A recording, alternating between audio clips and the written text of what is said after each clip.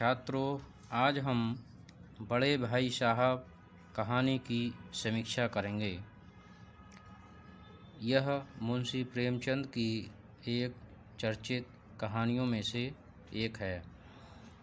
मुंशी प्रेमचंद हिंदी कथा साहित्य का चिरपरिचित नाम है। आपने लगभग 300 कहानियाँ लिखकर हिंदी कथा साहित्य में अमूल्य योगदान दिया है। आपकी ये कहानियाँ मानसरोवर, जो 8 भाग में संकलित हैं, और गुप्त धन, जो 2 भागों में संकलित हैं, प्रकाशित हुई हैं।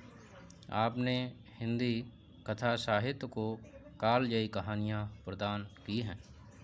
बड़े भाई साहब अत्यंत चर्चित कहानी है। तो छात्रों, आज हम इस कहानी की समीक्षा की चर्चा करेंगे। बड़े भाई साहब कहानी की समीक्षा। किसी भी कहानी की श्रेष्ठता सिद्ध करने के लिए उसे कहानी कला की कसौटी पर उतरना होता है। कहानी कला के तत्वों की कसौटी पर खरी उतरने वाली कहानी निसंदेह श्रेष्ठ कहानी साबित होती है। बड़े भाई साहब कहानी की श्रेष्ठता सिद्ध करने के लिए हमें कहानी कला के तत्वों पर परखना होगा। कहानी कला के 6 तत्व हैं। कथावस्तु, जिसे कथानक भी कहते हैं, पात्र एवं चरित्र चित्रण, संवाद योजना, जिसे कथोपकथन भी कहते हैं, देश काल एवं वातावरण, भाषा शैली तथा उद्देश्य। इन तत्वों के आधार पर आलोच्य कहानी में निम्नलिखित विशेषताएं दिखाई देती हैं। कथावस्तु। कथावस्तु के लिए कथानक शब्द का भी प्रयोग होता है। कहानी में कथावस्तु मुख्य भूमिका में रहती है। एक अच्छी कथावस्तु संक्षिप्त, रोचक, घटना प्रधान तथा कौतूहलवर्धक होनी चाहिए, जिसमें प्रारंभ, चरमोत्कर्ष तथा समापन साफ साफ दिखना चाहिए। बड़े भाई साहब की कथावस्तु इन सभी विशेषताओं से युक्त है। संक्षिप्त कथावस्तु इस प्रकार है।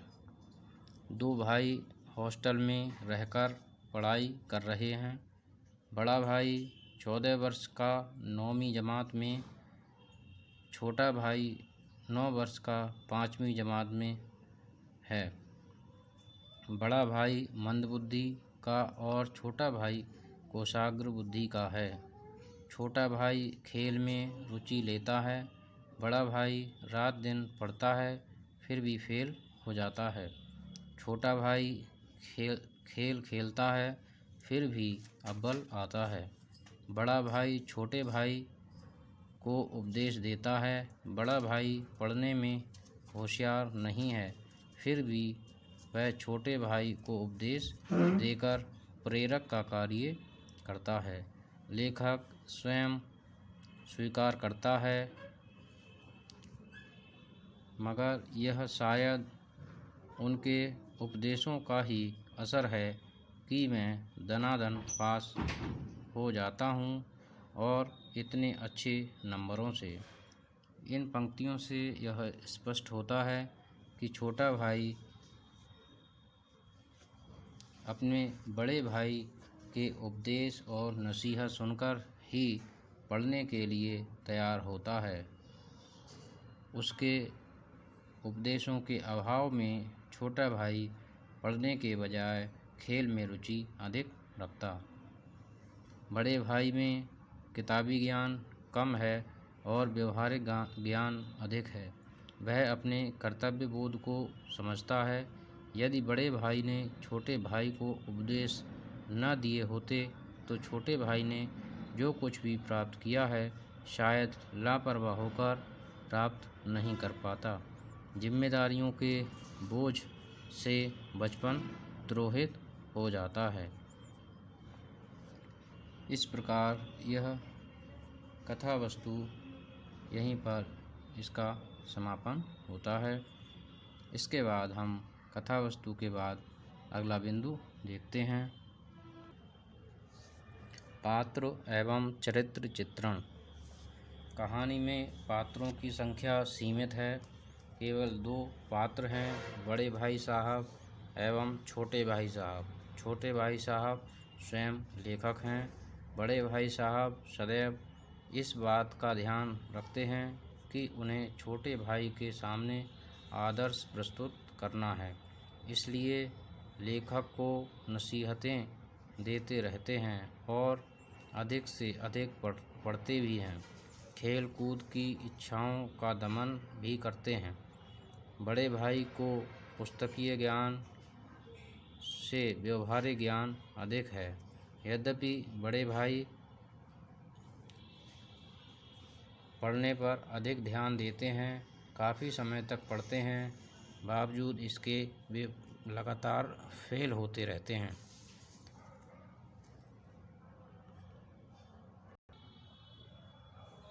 लेखक छोटा होने के कारण अपने बड़े भाई का सम्मान करता है, खेल कूद में रुचि रखता है, वह कुशाग्र बुद्धि है, इसलिए वह कम मेहनत में भी अधिक अंक प्राप्त कर कक्षा में अव्वल आता है।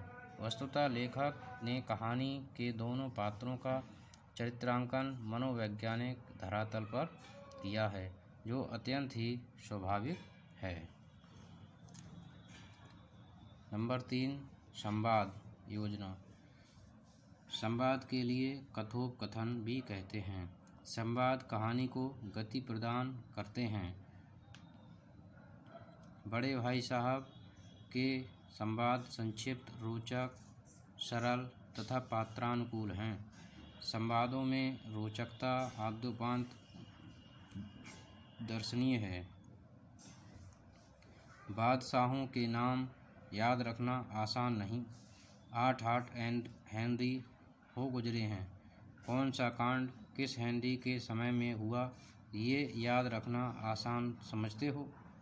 हेनरी 7वें की जगह हेनरी 8वां लिखा और नंबर गायब। सपाचट, सिफर भी ना मिलेगा, सिफर भी हो किस ख्याल में? तो संवादों की दृष्टि से कहानी अत्यंत सफल कहानी है और ये संवाद सरल भी हैं, सहज भी हैं, स्वाभाविक भी हैं और उनमें एक प्रवाह देखने को हमें मिलता है। जैसे आम बोलचाल में हम लोग बोलते हैं, ऐसे संवाद इस कहानी में देखने को मिलते हैं। इसके बाद नंबर 4, देश काल एवं वातावरण। लेखक ने इस कहानी में बालकों की मानसिक प्रवृत्ति का चित्रण सूक्ष्मता से किया है। खेल कूद की प्रति बच्चों की प्रवृत्ति स्वाभाविक ही होती है। इस तथ्य का उद्घाटन लेखक ने बड़े ही मनोवैज्ञानिक ढंग से किया है।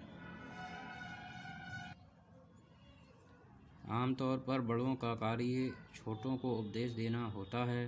बड़े भाई साहब भी यही करते हैं। बड़े भाई साहब में रटने की प्रवृत्ति नहीं है।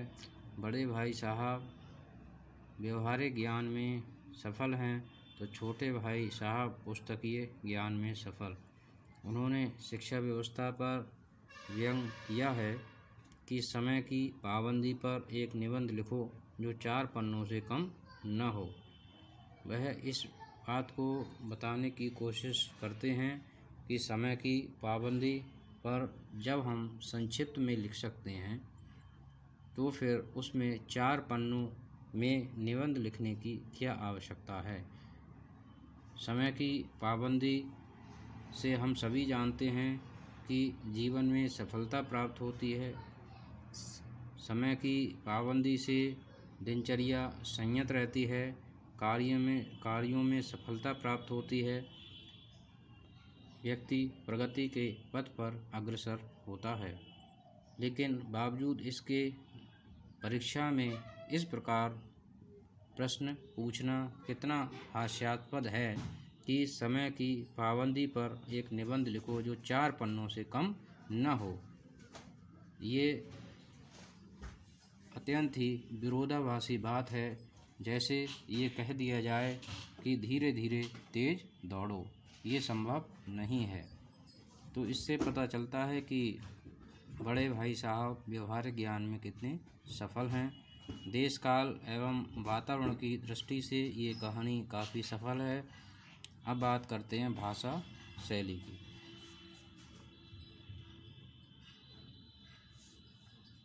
भाषा पर प्रेमचंद का जबरदस्त अधिकार है। कहानी की भाषा सरल एवं सहज है। भाषा पात्रानुकूल एवं भावानुकूल है। मुहावरेदार भाषा ने रोचकता एवं स्वाभाविकता प्रदान की है। अंग्रेजी एवं उर्दू के शब्दों का स्वाभाविक प्रयोग है। भाषा सरल सुबोध तथा शैली आत्म कथात्मक है।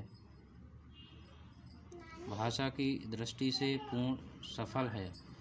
उद्देश्य